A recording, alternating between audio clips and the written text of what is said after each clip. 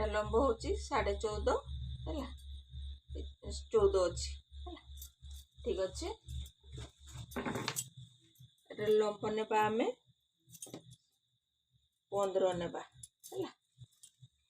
ଏଟା plain blouse ହେଲା 15 ନିଆଗଲା, ତାକୁ 4 ଫୋଲ୍ଡ କରାଗଲା। ଏବେ ଦେଖିଲେ କେମିତି ଫୋଲ୍ଡ କରାହଉଛି ହେଲା।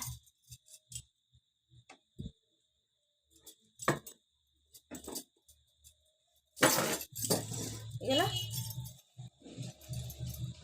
ଏବେ ପଛଟା 15 ଏଟା ହେଲା 15.5 ହେଲା।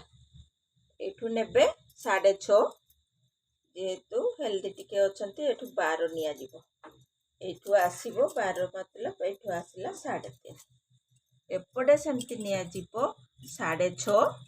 ଏଠି ନିଆଯିବ 13 ନିଆ ହେଇଥିଲା, ତାପରେ ସାଇଡ୍ରେ 1 କମ୍ 13 ନିଆଯିବ, ଏଠି 15.5 ବାସ୍।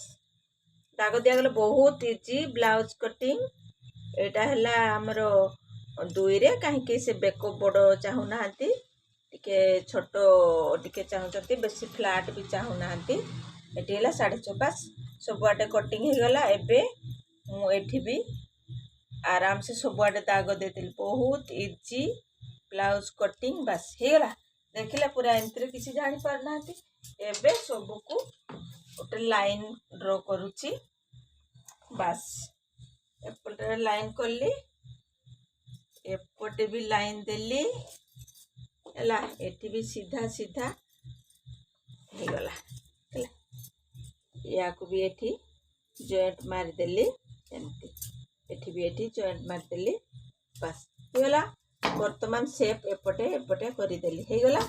ତାପରେ ଏଇଠୁ ଉପରକୁ ହେଲା, ଏଠୁ ଉପରକୁ ଆସିଲା କେଠି 10 ଆମେ ଏଇଠୁ ନେବା। ଏଠି ଡାଟ୍ ପକେଇଲେ ହେଲା, ଏପଟ ବି 3 ଇଞ୍ଚର ଡାଟ୍ ପଡ଼ିଲା। ବର୍ତ୍ତମାନ ଏପଟ ବି ସେମିତି ଜାଗା ଟିକେ ସର୍ଟ ଅଛି। ଏଇଠୁ ଆସିଲା ଆମର ଏଇଠୁ ହେଲା, ଏଠି ଆସିଲା ବାସ୍। ଏପଟ ବି ସେମିତି ଆସିଲା, ମିଡିଲରେ ରହିଲା ହେଲା। ତ ଏବେ ଲାଇନିଂ କରିକି ଦେଖିଲେ ପଏଣ୍ଟ ଏଇଠି ତାରେ ରହିଲା। ହେଇଗଲା ବ୍ଲାଉଜ କଟିଂ। ଏଇଠି ସେପ୍ କରାଯିବ ହେଲା। ଯାହାର ଡିପ୍ ଯେତିକି ଅନୁସାରେ ସେମାନେ ସେପ୍ କରିବେ। ଏଠି ଯେହେତୁ ତାଙ୍କର 6.5 ସିଲେଇ କରୁ କରୁ ଏପଟେ ହାଫ୍ ଇଞ୍ଚ ଯିବ, ଏପଟେ ହାଫ୍ ଇଞ୍ଚ ଯିବ, ହେଇଗଲା।